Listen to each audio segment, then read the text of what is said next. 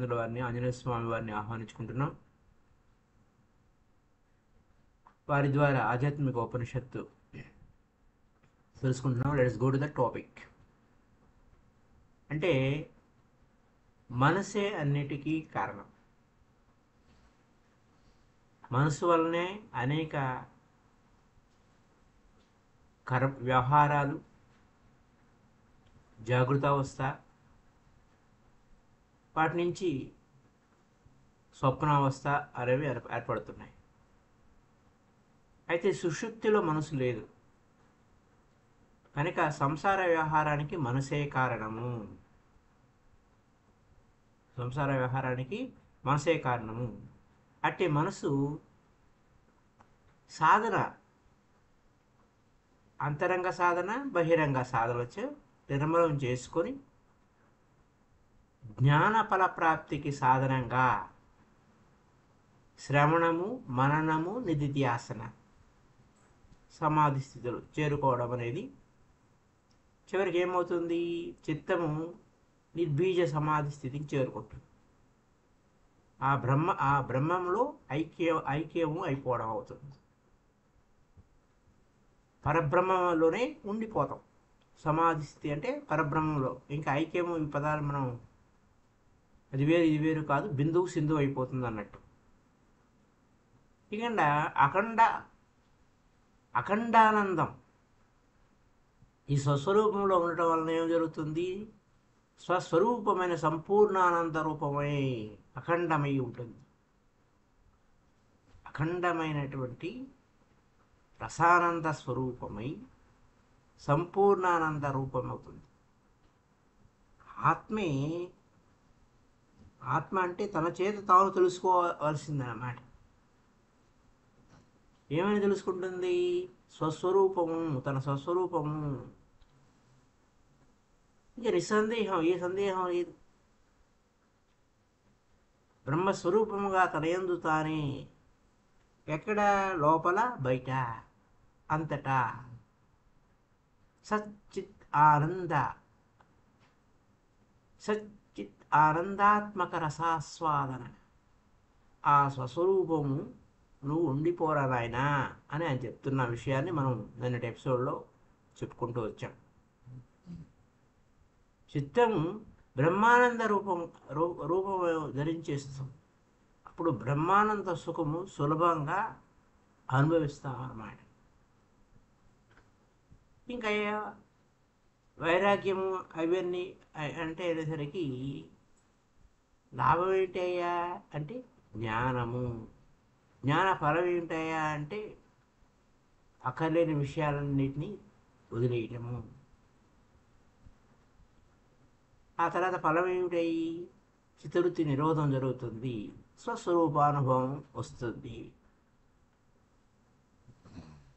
ఇంకా ఉత్తరోత్తర ఏమైనా ఉన్నాయా అంటే మీదకి ఏం లేవు.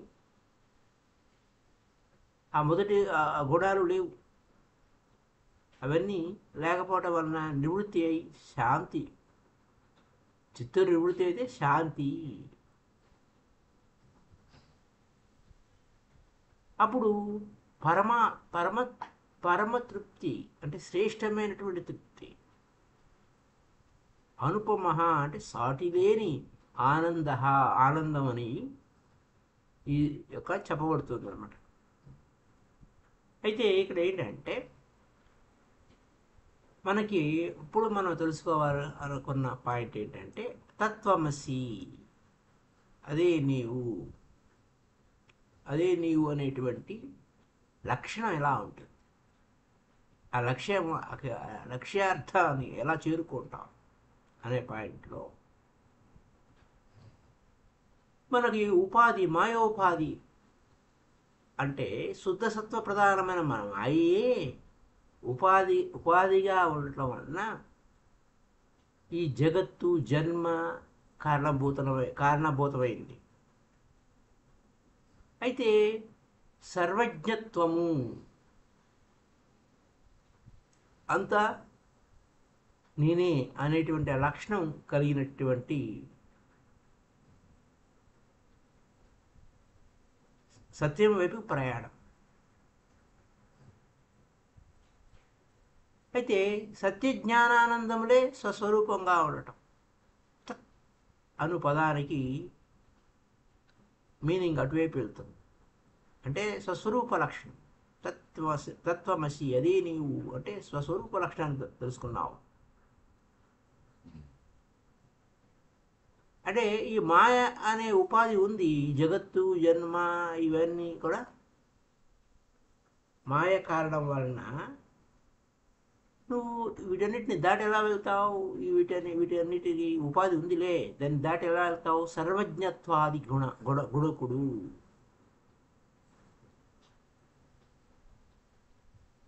పరోక్షత్వాది ధర్మము, ఇంతవరకు తటస్థ లక్షణం.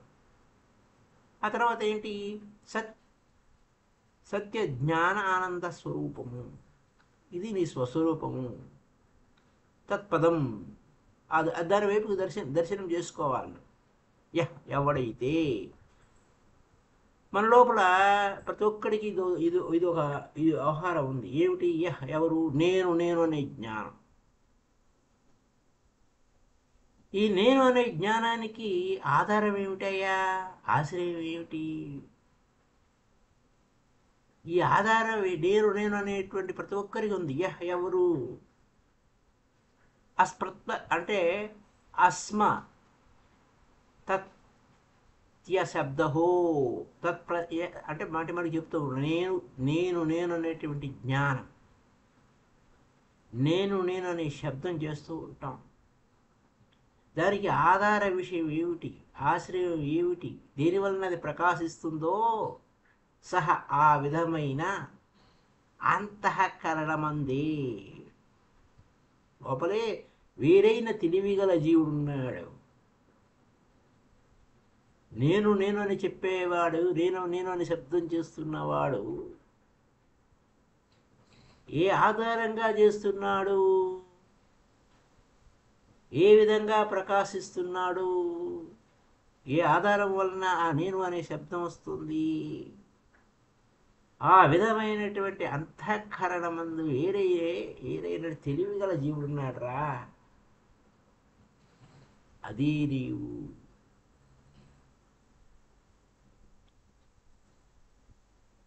ఇంకా ఈ అంతఃకరణ ఉపాధిలో ఉన్న బాగానే ఉంది. కర్తృత్వ గుణాలు ఉన్నాయి, బాగానే ఉంది. సంసారం అది ఉంది, ఆ సంసార ధర్మం చేస్తున్నావు దేవుడు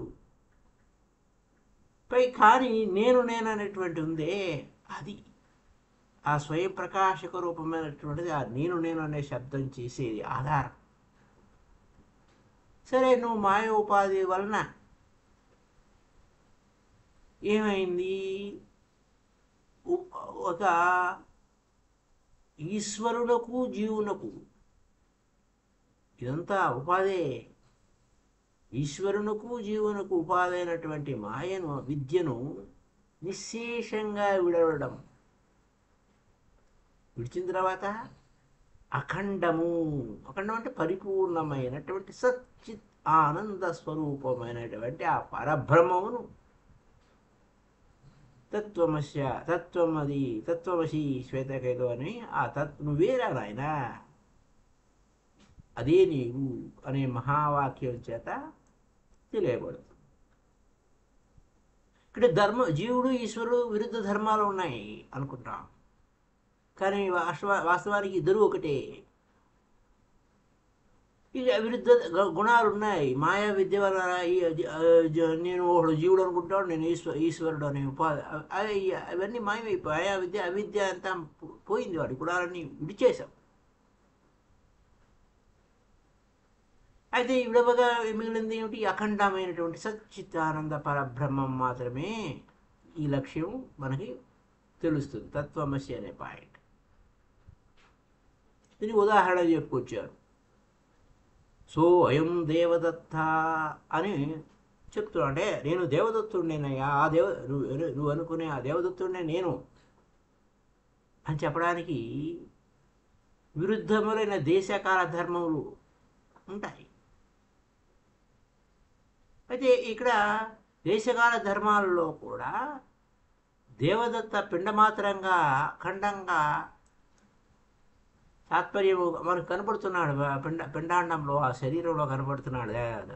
రే ఆ దేవదత్తుడు నేరా అని. అయితే ఈ మాయా విద్య వలన ఈ ఈశ్వరతత్వము జీవత్వములు విడవగా ఈ ఈశ్వరుడు వేరే ఈ జీవుడు వేరే అనేవి విడిచేస్తే మిగిలింది ఏంటయా అంటే బ్రహ్మ మాత్రమే ఉంటుంది. దీనికి ఏంటి ఖచ్చితంగా చేయాల్సింది? ఈ లక్షణాలు ఎలా వస్తాయి? శ్రవణము, మననము, నిధిధ్యాసన, సమాధి. అది వ్యవహారం. ఇదే పూర్వం చెప్పుకున్న ప్రకారంగా తత్వమస్యాది మహావాక్యాల చేత ఆ మహావాక్యాలకు అర్థములైనటువంటి జీవుడు బ్రహ్మము ఏకత్వ లక్షణము అర్థము తాత్పర్యంగా ఎలా అనుసంధానిస్తావు? ఈ జీవుడు వేరే బ్రహ్మ వేరే కాదురా, ఆ జీవుడు బ్రహ్మ ఒకటే అని ఎలా అనుసంధానిస్తావంటే శ్రవణము, శ్రద్ధగా వినడం వల్ల, యుక్తి చేత విన్న అర్థాన్ని సిద్ధాంతంగా యుక్తియుక్తంగా ఉన్నదని పుట్టినటువంటి జ్ఞానం ఏది కలదో అదే మననము, అదే మననం. మళ్ళీ మళ్ళీ మళ్ళీ మళ్ళీ మళ్ళీ మళ్ళీ మళ్ళీ మనం చెప్పుకుంటూ ఉంటాం, ఆ బ్రహ్మమే నేను. ఇక సమస్త వేదాంతాలకంతా ఇది ఒకటే తాత్పర్యం. బ్రహ్మమే నేను ఐక్యమైపోయి, ఈ నేను అనే శబ్దమా బ్రహ్మమే నేను, బ్రహ్మమైక్యం ఉందే. ఇది సంప్రదాయ సిద్ధంగా ఎలా సంభవిస్తుంది? శ్రవణం అనిపించుకుంటుంది నాయన. ఆ యుక్తి చేత విన్న అర్థాన్ని సందేహం లేకుండా ఆ జ్ఞానం మననం, జ్ఞానం ఏంటి? ఆ వచ్చినటువంటి జ్ఞానాన్ని మరణం అనిపించుకో, అది తాత్పర్యం. మరణం చేసుకో. అక్కడ ఏంటి? మళ్ళా ముందే చెప్పే ఈ ఏకత్వ లక్షణానికి ఏమేమి చేస్తావు నువ్వు? శ్రవణము, మననము, నిధిధ్యాసన, సాక్షాత్కారము, ఇవన్నీ మెడిటేషన్ వల్లనే, ధ్యానం వల్లనే ఇవన్నీ మనకు సంభవిస్తాయి అని తాత్పర్యం. నిస్సందేహంగా శ్రవణము మననము నిధిధ్యాసన అభ్యాసం వల్ల, నిస్సందేహంగా అభ్యాస బలం వల్ల ఎంతో అద్భుతం జరుగుతుంది.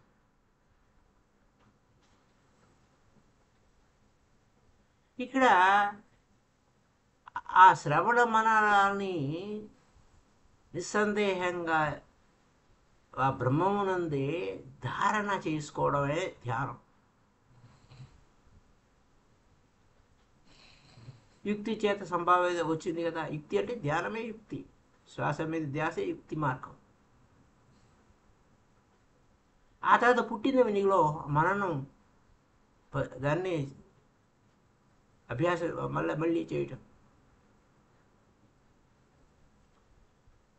ఆ శ్రవణ మననం చేత నిస్సందేహంగా చెప్పిన విషయాన్ని ఆ బ్రహ్మంలో ధారణగా చేయబడినదే ధ్యానం. ఇక్కడ పతంజలి మహర్షి చిత్తము ధారణ అంటే ఇదే. యత్ ఏకాత్వ రత్వం ఏకాకార వృత్తి ప్రవాహిత, ఏకాకార వృత్తి ప్రవాహిత అంటే కలదో ధారణతో ఇంకా ఒకటే, వేరేదేది లేదు, వేరే ధ్యాస లేదు. ఇది నిధిధ్యాసనము. ఇది ధ్యాన యోగ శాస్త్రము. మనకు తెలిసిందే. శ్రవణ మననం చేత నిస్సందేహంగా తెలిసిన విషయాన్ని బ్రహ్మమునందే మనసును బ్రహ్మాకార చేయటమే నిధిధ్యాసనం. ఇంకా అంతే. ఆ మనుషులు శ్రవణం మననం చేసాం, శ్రవణం చెప్పా, బాబు ఇదినైనా ఇలా కూర్చో, ఒళ్ళరుడు మూసుకో, ఆ ఉచ్ఛ్వాస నిశ్వాసాలను ఎరుకతో గమనించు, మధ్య మధ్యలో ఆలోచనలు వస్తే వాటిని కట్ చేయి విన్నాం, మళ్ళీ మళ్ళీ అవి మళ్ళీ చెప్పుకున్నాం, కూర్చున్నాం. ఆ మరణం చేత తెలుసుకున్న మరి దాన్ని అభ్యాసంలోకి తీసుకురావాలి కదా. కూర్చున్నప్పుడు ఇంకే సందేహం లేకుండా బ్రహ్మ విషయంలోని మనసు నిలిపాం. ఆ శ్వాస ఉంది నిలిపాం. ఆ బ్రహ్మాకారమైనటువంటి చేస్తుంది. అది నిధిధ్యాసనమా, అదే వెళ్ళిపోయింది, బాగుంది. నెక్స్ట్ ఏంటి? ధ్యానం చేసేవాడు, ధ్యానము, ధ్యేయం అని ఈ 3 ఉంటాయి. అయితే ఇక్కడ విచిత్రం ఏంటంటే, గాలి లేకుండా ఉన్న చోట, వాయు సంచారం లేని చోట దీపం ఎలా ఉంటుంది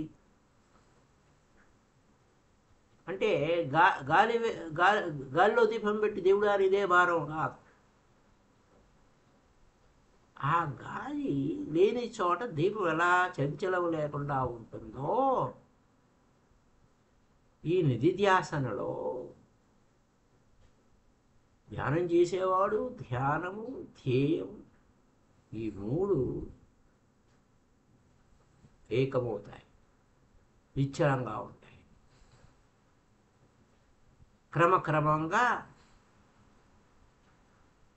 వేరే విషయాలన్నీ విడిచిపెట్టి ధ్యేయమైనటువంటి ఏక వస్తువు కేవలం ధ్యేయం, కేవలం శ్వాస. ఆ శ్వాస ఎక్కడ తీసుకుపోతుంది? క్రమక్రమంగా చిన్నదై ఆ భ్రూమధ్యంలో చేరి ఆ పరమాత్మ స్వరూపం అవుతుంది. అప్పుడు చిత్త పరిపాక దశ, సమాధి స్థితి చేరుకుంటాం. చిత్త పరిపాకం అంటే చిత్తవృత్తి నిరోధం అయిపోయింది, ఇంకేం లేదు. అక్కడ గాలి లేదు, చంచ అంటే ఇదే వ్యవహారం ఎలా ఉంటుందంటే, చిత్తే చలితి సంసారో, చిత్తం చలించడమే సంసారం, నిశ్చలే మోక్షేవదు. ఈ స్థితిలో నువ్వు మోక్ష స్థితికి చేరుకున్నావు. కాబట్టి ఏం చేయాలి? తస్మాత్ చిత్తం స్థిరతి కుర్యాత్ ప్రజ్ఞయా పరయా బుధ. అది చిత్తం చలించుంటే సంసారం, అది నిశ్చలంగా ఉండటమే మోక్షం. కాబట్టి శ్రేష్ఠుడు ఎవడు? ఆ విద్వాంసుడైనటువంటి శ్రేష్టమైన వాడు ప్రజ్ఞతో, యుక్తితో చిత్తం నిశ్చలంగా ఉంచుకోవోయ్ అని చెప్తుంది. అదే ధ్యేయమైన ఏక వస్తువు, అది అవుతుంది. అప్పుడు ఆ ధ్యేయాకార చిత్తసర పరిపాక దశ సమాధి అభిధీయతే చెప్పబడుతుంది. అంటే వాయు సంచారం లేని చోట ఉంచినటువంటి దీపం ఎలా నిశ్చలంగా ఉంటుందో, ఇంకా చిత్తం చలించకుండా ఏ ఉపాయం చేత, ఏ యుక్తి చేత, అంటే శ్వాస మీద ధ్యాస అనే యుక్తి చేత నువ్వు గమ్మున కూర్చుంటే సమాధి స్థితిలో స్థితమవుతావు. అప్పుడేమవుతుంది? ఆత్మగోచరాహ, ఆత్మీయ విషయమే. మనోవృత్తులని నశించిన తర్వాత ఆ సమాధి స్థితిలో అహం ఆత్మ అస్మి, అజ్ఞాత ఎప్పటి వరకు తెలియలే. సమాధి నుండి లేచిన వానికి ఆ స్థితిలో కూడా వాడు అహమాత్మాస్మి అని తెలియదు. బయటకు వచ్చిన తర్వాత తెలుస్తుంది, ఓ తెలుసుకున్నాను రోయ్ అని. అప్పుడు అనుభవం స్మరణకు వచ్చేస్తుంది. ఆ అనుభవం, ఓహో ఇదే కదా నేను ఆత్మని అని. సమాధి నుంచి లేచిన వానికే సమాధి కాలంలో కలిగిన అనుభవం యొక్క స్మరణ, ఇంతవరకు నేను సమాధిలో ఉన్నాను అని ఆ స్వ అనుభవంగా వస్తుంది. ఆత్మస్మరణ అంటే అదే అవాత్మాస్మి అంటే ఆ అనుభవంలోకి వచ్చేస్తుంది. ఇది అయితే వ్యవహారం ఏంటి? ఈ అనాద్య విద్యావాసనలచే సిద్ధమైనటువంటి ఈ సంసారము, చిత్తే చెలి సంసారం నిత్యలే మోక్షం అంటే అనాదిగా ఉన్నటువంటి ఈ వ్యవహారం అంతా సంపాదింపబడినటువంటి, నిల్వ చేయబడినటువంటి పుణ్య పాప రూపములైన కర్మరాశులనేవి ఈ సమాధి చేత నాశనమైపోతాయి. అది అక్కడ అంతా జీరో అయిపోతుంది. పూర్వ జన్మ కర్మలు బూడిదైపోవులు అంటే ఇదే బూడిదైపోవడం. కర్మరాశులు ఇవన్నీ కూడా ఎక్కడి నుంచి పట్టుకొచ్చావు నాయన? అనేక జన్మల నుంచి అనాదిగా వస్తుంది. అనాద్య విద్యావాసన చే సిద్ధమైనటువంటి ఈ సంసారమందు సంచితాహ అంటే ఓహో సంచిలో వేసుకున్నావు. సంచిత కర్మలే సంపాదింపబడినటువంటి నిల్వ చేయబడినటువంటి కర్మ కోటయ పుణ్య పాప రూపములైన కర్మ రాసులు ఈ సమాధి చేత నాశనమైపోతున్నాయి పూర్తిగా. అయితే ఈ ప్రకారంగా పాపపుణ్య రూపాలన్నీ కూడా సంచిత కర్మలు బ్రహ్మ అన్నీ కూడా ఏమైపోయినాయి? బ్రహ్మ సాక్షాత్కారం అహం బ్రహ్మాస్మి అనేటువంటి అనుభవపూర్వకమైనటువంటి జ్ఞాన రాశి వల్ల నశించింది. దానివలన ఏమన్నాడు ఆయన? జ్ఞానాగ్ని దగ్ధ కర్మాణం అన్నాడు. ఆ భగవద్గీతలో ఆ కృష్ణుడు ఏమన్నాడు? జ్ఞానాగ్ని దగ్ధ కర్మాణం సర్వకర్మాణి భస్మం అయిపోయినాయి. విశేషంగా నశిస్తుంది అని అర్థం. ఇంక శాశ్వతం ఏం లేదు. శుద్ధో ధర్మ. మరి ఈ విధమైనటువంటి ఈ యొక్క బ్రహ్మ సాక్షాత్కార సాధనమైనటువంటి మోక్ష ధర్మము వృద్ధి అవుతుంది ఆయన. ఈ మార్గం వైపుకు నువ్వు వెళ్తున్నావు. నువ్వు ఉపనిషత్తులన్నీ అవి చెప్తున్నాయి, ఆ భగవద్గీత అదే చెప్తుంది. ఎవరు చెప్పినా ఈ యొక్క జ్ఞానయోగం ఇలానే ఉంటుంది. సో మై డియర్ ఫ్రెండ్స్, ఇంకేంటంటే సమాధి చేత అనాదిగా మళ్ళీ ఇక్కడ ఏమవుతుందంటే పాపపుణ్య రాసులన్నీ కూడా బూడిదైపోవు. నువ్వు పూర్వ జన్మ కర్మ బూడిదైపోవు. ఇక్కడ యోగ విత్త ఆహాహా ఏమిరా నాయన, అతిశయంగా యోగం తెలిసిన వాడేవి నువ్వు. ఈ బ్రహ్మ సాక్షాత్కారం తెలియడం వలన అతిశయంగా యోగం తెలిసినవాడు. ఈ నిర్వికల్ప సమాధిలో ధర్మమేఘం అనుకుని చెప్పబడుతుంది. ఈ అర్థాన్ని స్పష్టంగా చెప్తున్నా. ఏంటంటే ఈ నిర్వికల్ప సమాధిలో ధర్మ లక్షణం వల్ల అమృతధారలు వేల కొలది వర్షిస్తూ ఉంటాయి. దాన్నే కాస్మిక్ ఎనర్జీ అంటాం. కాస్మిక్ ఎనర్జీ, అమృతధారలు. ఈ అమృతధారలు వర్షించడం చేత ఈ సమాధికి ధర్మమేఘం అని పేరిచ్చారు. సాంస్క్రిట్లో లేకపోతే పూర్వీకులు మన ఓల్డ్ సైన్స్లో అలా చెప్పారు. కాస్మిక్ ఎనర్జీ అని మనం ఇంగ్లీష్లో చెప్పుకుంటాం. అది క్షణమైనా సరే, క్షణమాత్రం గల నిర్వికల్ప సమాధి. ఎంతటితో సమం అంటే అనేక అశ్వమేధ యజ్ఞ ఫలాలను ఇస్తుందని శృతులు చెప్తున్నాయి. తాత్పర్యం అయినా అని చెప్తున్నారు. ఇక్కడ క్షణమైన ఎంత గొప్పదో చూడండి.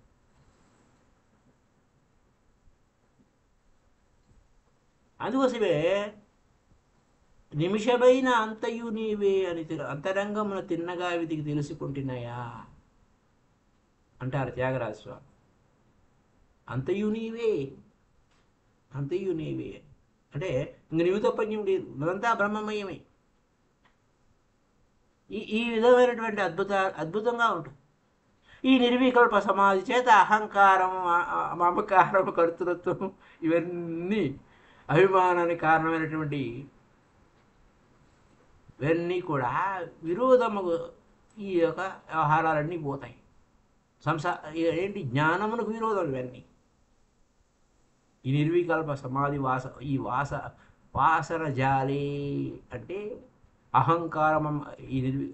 ఈ నిర్వికల్ప సమాధి చేత ఏం పోతున్నాయి? అహంకార, మమకార, కర్తృత్వము, అహంకారము, నేను అనేటువంటి అహంకారము, మమకారము, కర్తృత్వము మొదలుగు. అంటే నేనే చేస్తున్నాననే అహంకారం. నేను అనే శబ్దము తప్పు, అక్కడ తప్పు అంటాం లేదు. కారణమైనటువంటి ఈ యొక్క జ్ఞానానికి సమాజత ఏమవుతుంది? విరోధముకు సంసారం శేషం లేకుండా నశింపజేయబడగా పాపపుణ్యాలు పేరుగల కర్మరాశి వేళ్లతో కూడా సమూలితే అంటే వేళ్లతో కూడా పెకిలింపబడుతుంది. ఎక్కడైనా భస్మం అయిపోయింది, దాన్ని అక్కడ కూకటి వేళ్లతో సహా పూర్తిగా వెళ్ళగింపబడింది. ఈ విధమైనటువంటి దృఢమైనటువంటి అపరోక్ష జ్ఞానము నీ స్వానుభవం అయిపోయింది. ఆ అనుభవం వల్ల దృఢపడిపోయావు. అది ఎక్కడ పాయింట్. అంటే ఇక్కడ ఈ సమాధి చేత ఏమైంది ఆయన సంసారిక మలిన వాసనలన్నీ పోయి ఆగామి సంచిత కర్మలన్నీ పూర్తిగా విశేషంగా నశించితే అపరోక్షము అంటే నీ స్వ అనుభవపూర్వకమైన బ్రహ్మ సాక్షాత్కార జ్ఞానం ఉదయించిందిరా నాయన. నీలో సూర్యుడు ఉదయించాడు, చీకటంతా పోయింది. ఇది తత్వమస్యాది వాక్యార్థం. కర్మవాసన చేత ప్రతిబంధకం లేదు, అప్రతిబంధం సత్ లేదు. ఇంకా ఆ సత్ అంటే అది కర్మవాసన చే ప్రతిబంధకం లేనిది.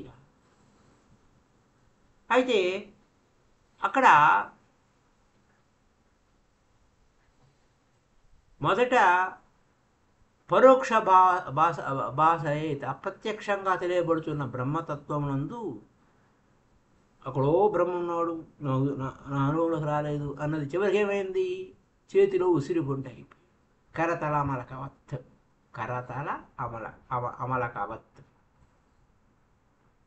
అమలకవత్ అయితే ఏమైంది? చేతినున్న ఉసిరి బొండ అయిపోయింది. అపరోక్షము అంటే ప్రత్యక్షం అయిపోయింది. పరోక్షం అంటే ఇతరులది, అపరోక్షం అంటే నీ సొంతం అయిపోయింది, ప్రత్యక్షమైంది. సాక్షాత్కారం, తత్వం సాక్షాత్కారమై తత్వం అది నీవు. ఇది సమర్థమైన జ్ఞానం. ఈ జ్ఞానం నీలో పుట్టుతుంది నాయనా. ఈ సమర్థమైనటువంటి జ్ఞానం నీలో పుడుతుంది, పుట్టించుతుంది. ప్రసూయతే అది ప్రసవం అయిపోయింది. ప్రసూయతే పుట్టించుచున్నది. తత్వమస్యాది మహావాక్యార్థ జ్ఞానం ఈ కర్మవాసన చేత ప్రతిబంధకమైనటువంటి అన్నీ వదిలిపోయి మొదట ఎక్కడో ఉందనుకున్నది చివరికి చేతిలో ఉసిరిపండు కరతలామలకం వలే అంటే అపరోక్ష జ్ఞానంగా పుట్టింది. అంటే నీ స్వానుభవంగా పుట్టింది. ఇది సమర్థమైన అహం బ్రహ్మాస్మి అనే జ్ఞానం కలిగినది. సమర్థుడు అయిపోయారు. అహం బ్రహ్మాస్మి అనేటువంటి జ్ఞాన కలిగింది. అట్టి వివేక దశలో భోగ్యములైనటువంటి ఈ శరీరం మీద వాటితో అన్ని భోగ్యములైనటువంటి అవి అనుభవించడం వల్ల వచ్చేటువంటి బలివాసన యొక్క ఏవి ఉండవు. అంటే ఇంకా ఏవి నీకు అంటవు కాబట్టి అవి నీ అవసానము అంటే అవధి, దానికి ఒక ఎండ ఉంది. జ్ఞానమునకు నేను నాదైన అభిమాన శరీరం ఉదయించదు. జ్ఞానంతో ఉన్నావు, నేను నాదైన అభిమానం ఉండదు. నేను నాది అనే అభిమాన శరీరాలు ఉదయించవు. ఇక్కడ అవధి అంటే శ్రేష్టమైన అవసానం. ఇవన్నిటిని వదిలిపెట్టేయడం వలన, అవన్నీ లయించడం వలన వాళ్ళ పుట్టుట చావు అనేది లేదు. పుట్టకపోవడమే మర్యాద. మర్యాద అంటే అద్దు అయిపోయింది. ఏ జ్ఞాని సర్వకాలము ఆనందాన్ని పొందుతాడో ఆ జ్ఞాని స్థితప్రజ్ఞుడు. స్థితప్రజ్ఞుడు అంటే దృఢమైన ప్రజ్ఞ గలవాడు, యతీశ్వరుడు, సచ్చిదానంద స్వరూపుడు, బ్రహ్మమందే ఉన్నాడు. అక్కడ ఏమైంది? నీ మనసు నిశ్శేషంగా లయించిపోయింది. వల్ల నిర్వికార అంటే ఈ శరీరంలో వికారాలు అనేటువంటి ఇంకా ఏమి లేవు. నిర్వికార, ఈ జన్మాది నుంచి వచ్చినటువంటి మానసిక వికారాలు ఏమి లేవు. కామ సంకల్పాలు ఏమి లేవు, ప్రాణ వికారాలు ఏమి లేవు, ఏమి లేవు. వీటన్నిటినీ నిశ్శేషంగా విడిచిపెట్టబడింది. ఇంకా కామ్యకర్మలు, ఇంకా కర్మలు, ఈ కర్మలు ఏమి లేవు. దాన్ని మరణ సత్పర్యవసత్తు చెప్పుకుంటే వైరాగ్యమునకు భోగ్యమందు వాసనలు తెంపకపోవుటయు. మరి ఆ యొక్క జ్ఞానమునకు దేహమందు మమకార అహంకార జ్ఞానం వచ్చేసింది నాయన నీకు. అప్పుడు దేహాదులందు మమకారము అహంకార అభిమానం లేకపోవట, అజ్ఞాన వృత్తులు తిరిగి ఉదయించకపోవట. మరి దృఢమైన వైరాగ్య జ్ఞానోపరతులు లక్షణం గలవాడై శతప్రజ్ఞుడై బ్రహ్మజ్ఞాని ఉన్నాడు అని. అయితే ఈ యొక్క స్థితప్రజ్ఞ యొక్క లక్షణాలు మనకి భగవద్గీత 2వ అధ్యాయంలో మనకు దొరుకుతాయి. అందులో కూడా అంటే ఇక్కడ అనుభవపూర్వకమైనటువంటి జ్ఞానంలో దృఢమైనటువంటి ప్రజ్ఞ ఉదయించడం అనేది ఈ యొక్క జ్ఞానం యొక్క గొప్ప లక్షణం. So thank you. Up to know. మళ్ళీ రేపటి ఎపిసోడ్లో మరి కొన్ని విషయాలు తెలుసు.